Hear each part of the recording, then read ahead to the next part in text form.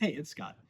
And in this week's Give Me Five, happily, we have again one of our more unique ones, wherein we're doing our pig dissection poolside.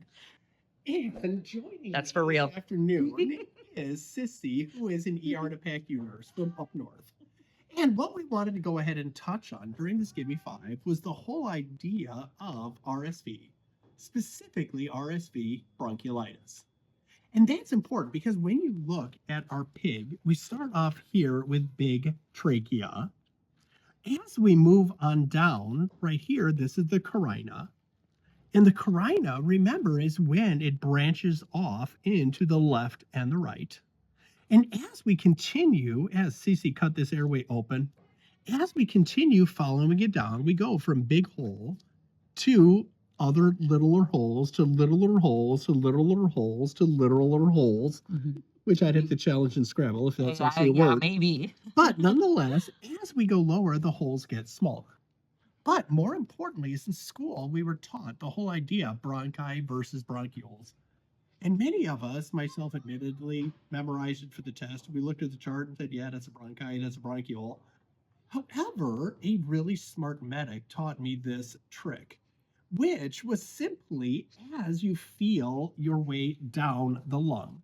If you can still feel or see cartilage, you're still at bronchi. And when you hit the point that you no longer can feel or see the cartilage, that's when you jump to bronchioles. And that's important specifically when you're dealing with bronchiolitis. And RSV, otherwise known as respiratory syncytial virus, otherwise known for most people as a cold. And most adults do fine when they get a cold, but you're a preemie, you're a cancer kid, you ain't healthy to begin with, you don't do so well when you get, quote, a cold. And why that's a problem is it wouldn't be an issue if it was up here in your trachea, but way downstream is where the gas exchange actually occurs. So therefore, as we have cartilage holding open the airway like a stent in a coronary artery, that's great.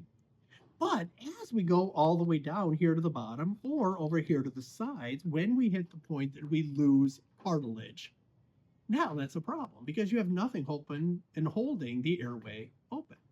So now we hit the point, we have little tiny tubes that are swollen, they're filled with boogers.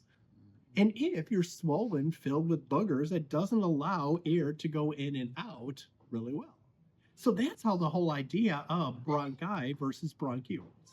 And specifically with RSV bronchiolitis, meaning bronchi that have itis, meaning they're very unhappy bronchi, that's how this whole idea of RSV comes into play. So thanks y'all for coming to this week's Give Me Five. And on behalf of myself and our guest for the day, Sissy, it was a pleasure.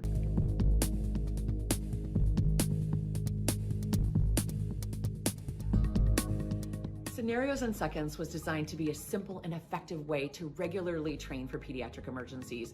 A Navy SEAL said it best: under pressure, we don't rise to the occasion, we sink to the level of our training.